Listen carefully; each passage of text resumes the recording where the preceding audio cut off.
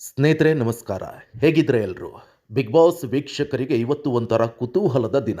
ಯಾಕಂದರೆ ಇದು ಸೀಸನ್ 12ರ ಕೊನೆಯ ವಾರದ ನಾಮಿನೇಷನ್. ಹೌದು, ಈಗಷ್ಟೇ ಪ್ರೋಮೋವನ್ನು ನಾವು ನೋಡಿದ್ವಿ. ಅಲ್ಲಿ ನಡೆದಿರೋದು ನೋಡಿದರೆ ಯಪ್ಪ, ಫಿನಾಲೆ ಹತ್ತಿರ ಬರ್ತಾ ಬರ್ತಾ ಮನೆಯಲ್ಲಿ ಕಿಚ್ಚು ಬಹಳ ಜೋರಾಗ್ತಿದೆ. ಇವತ್ತಿನ ವಿಡಿಯೋದಲ್ಲಿ ನಾವು ಚರ್ಚೆ ಮಾಡೋದು ಏನಪ್ಪ ಅಂದರೆ, ಗಿಲ್ಲಿ, ಕಾವ್ಯ ಮತ್ತು ಧನು ಅವರು ಡೈರೆಕ್ಟಾಗಿ ಫಿನಾಲೆಗೆ ಎಂಟ್ರಿ ಕೊಟ್ರಾ ಅಂತ. ಇವತ್ತಿನ ನಾಮಿನೇಷನ್ನಲ್ಲಿ ಯಾರ ತಲೆಗೆ ಕತ್ತಿ ಮಸಿಯಲಾಗಿದೆ ಎಲ್ಲವನ್ನ ಕಂಪ್ಲೀಟಾಗಿ ಅನಾಲಿಸ್ ಮಾಡೋಣ.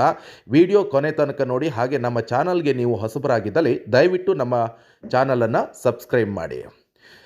ಈಗ ಪ್ರೋಮೋನ ಒಂದು ಸಲ ಸರಿಯಾಗಿ ಅಬ್ಸರ್ವ್ ಮಾಡಿದರೆ ಈ ವಾರ ನಾಮಿನೇಷನ್ ಪ್ರಕ್ರಿಯೆ ತುಂಬ ಇಂಟ್ರೆಸ್ಟಿಂಗ್ ಆಗಿದೆ. ಪ್ರೋಮೋದಲ್ಲಿ ಯಾರು ಯಾರನ್ನು ನಾಮಿನೇಟ್ ಮಾಡಿದ್ದಾರೆ ಅನ್ನೋದನ್ನು ನೋಡೋದಾದರೆ, ಅಶ್ವಿನಿ ಗೌಡ ಅವರು ರಾಶಿಕಾ ಮತ್ತು ಗಿಲ್ಲಿ ಹೆಸರನ್ನು ತೆಗೆದುಕೊಂಡಿದ್ದಾರೆ.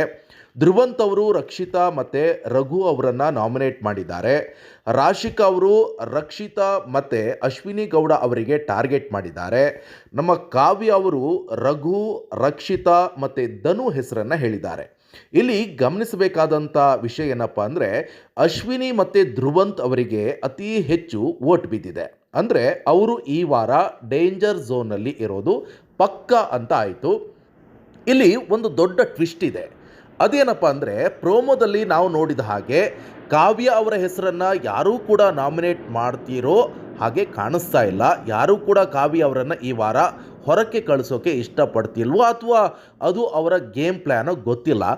ಒಂದೊಮ್ಮೆ ಕಾವ್ಯಗೆ ಒಂದೇ ಒಂದು ವೋಟ್ ಕೂಡ ಬೀಳಲಿಲ್ಲ ಅಂದರೆ ಅವರು ಲಕ್ಕಿಯಾಗಿ ನೇರವಾಗಿ ಫಿನಾಲೆಗೆ ಎಂಟ್ರಿ ಕೊಡ್ತಾರೆ. ಆದರೆ ಬಿಗ್ ಬಾಸ್ ಮನೆಯಲ್ಲಿ ಏನು ಸುಲಭವಾಗಿ ಸಿಗಲ್ಲ, ಅದೆಲ್ಲರಿಗೂ ಕೂಡ ಗೊತ್ತಿರುವಂಥ ವಿಚಾರ. ಕಾವ್ಯ ಅವರ ಫ್ಯಾಮಿಲಿ ಮೆಂಬರ್ಸ್ ಬಂದಾಗ ಏನೋ ರೂಲ್ಸ್ ಬ್ರೇಕ್ ಆಗಿತ್ತು ಅನ್ನೋ ಮಾತು ಕೇಳಿ ಬರ್ತಾ ಇದೆ.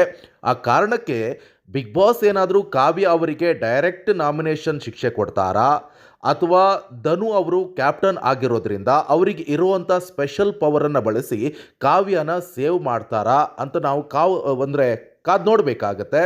ಇನ್ನು ಧನು ಅವರ ವಿಷಯಕ್ಕೆ ಬರೋದಾದರೆ, ಅವರೀಗ ಆಲ್ರೆಡಿ ಕ್ಯಾಪ್ಟನ್ ಆಗಿದ್ದಾರೆ. ಸೊ ಕ್ಯಾಪ್ಟನ್ ಅಂತ ಹೇಳಿದರೆ ಸೇಫ್ ಅಂತಾನೆ ಅರ್ಥ.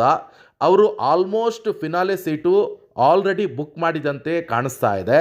ಇನ್ನು ಗಿಲ್ಲಿ ಅವರ ಕಥೆ ಏನಪ್ಪ ಅಂತ ನೋಡೋದಾದರೆ, ಗಿಲ್ಲಿಗೆ ಕೇವಲ ಒಂದು ವೋಟ್ ಬಿದ್ದಿದೆ ಅಂತ ಕಾಣಿಸ್ತಾ ಇದೆ. ಬಿಗ್ ಬಾಸ್ ರೂಲ್ಸ್ ಪ್ರಕಾರ ಒಂದು ವೋಟ್ ಬಂದಿರೋರನ್ನು ನಾಮಿನೇಷನ್ಗೆ ಪರಿಗಣಿಸದೆ ಹೋದರೆ ಗಿಲ್ಲಿ ಕೂಡ ಸೇಫಾಗಿ ಫಿನಾಲೆಗೆ ಹೋಗ್ತಾರೆ. ಫಿನಾಲೆಗೆ ಹೋಗಲಿ ಸೇಫಾಗಿ ಅಥವಾ ಮತ್ತೊಂದು ಏನೇ ಆದರೂ ಕೂಡ ಡೈರೆಕ್ಟ್ ಯಾರು ಫಿನಾಲೆಗೆ ಎಂಟ್ರಿ ಕೊಡ್ತಾರೋ ಅವ್ರು ಯಾರೂ ಕೂಡ ನಾವು ಇಲ್ಲಿ ತನಕ ಟ್ರೋಫಿ ಗೆದ್ದದನ್ನು ನೋಡಿಲ್ಲ.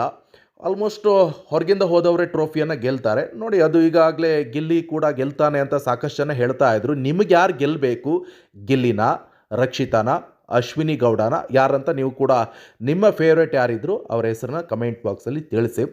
ಆದರೆ ರಾಶಿಕಾ ಅವರಿಗೆ 2 ವೋಟ್ ಬಿದ್ದಿರೋದ್ರಿಂದ ಅವರು ಈ ವಾರ ನಾಮಿನೇಟ್ ಆಗೋದು ಖಚಿತ ಅಂತ ಹೇಳಲಾಗ್ತಾ ಇದೆ. ಅಂದರೆ ಈಗಿನ ಲೆಕ್ಕಾಚಾರದ ಪ್ರಕಾರ ರಕ್ಷಿತಾ, ರಘು, ಅಶ್ವಿನಿ ಮತ್ತು ಧ್ರುವಂತ್ ಈ 4 ಜನ ಗ್ಯಾರಂಟಿ ಡೇಂಜರ್ ಝೋನ್ನಲ್ಲಿ ಇರ್ತಾರೆ.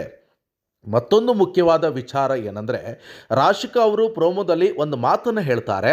ನಮ್ಮ ಫ್ಯಾಮಿಲಿ ಅವರೇ ಬಂದು ನಾನು ಮ್ಯಾನಿಪುಲೇಟ್ ಮಾಡ್ತೀನಿ ಅಂತ ಹೇಳಿದ್ರು ಅಂತ. ಅಂದರೆ ಮನೆಯೊಳಗೆ ಹೋಗಿರುವಂಥ ಫ್ಯಾಮಿಲಿ ಮೆಂಬರ್ಸ್ ಕೊಟ್ಟಂಥ ಫೀಡ್ಬ್ಯಾಕ್ ಈಗ ಸ್ಪರ್ಧಿಗಳ ಮೇಲೆ ದೊಡ್ಡ ಪರಿಣಾಮ ಬೀರ್ತಾ ಇದೆ ಅಂತಲೇ ಹೇಳ್ಬೋದು. ಅಶ್ವಿನಿ ಅವರು ಕೂಡ ಗಿಲ್ಲಿ ಬಗ್ಗೆ ಫ್ಯಾಮಿಲಿ ಕೊಟ್ಟಂಥ ಇನ್ಫಾರ್ಮೇಷನ್ ಇಟ್ಕೊಂಡು ಮಾತನಾಡ್ತಿದ್ದಾರೆ. ಇದೆಲ್ಲ ನಾಮಿನೇಷನ್ ಮೇಲೆ ತುಂಬ ಪ್ರಭಾವ ಬೀರುತ್ತೆ. ನಿಮ್ಮ ಪ್ರಕಾರ ಈ ವಾರ ಯಾರು ಮನೆಯಿಂದ ಹೊರಗಡೆ ಹೋಗಬೇಕು ಅಂತ ಅನಿಸುತ್ತೆ? ಅವರ ಹೆಸರನ್ನು ದಯವಿಟ್ಟು ಕಮೆಂಟ್ ಬಾಕ್ಸಲ್ಲಿ ಮೆನ್ಷನ್ ಮಾಡಿ.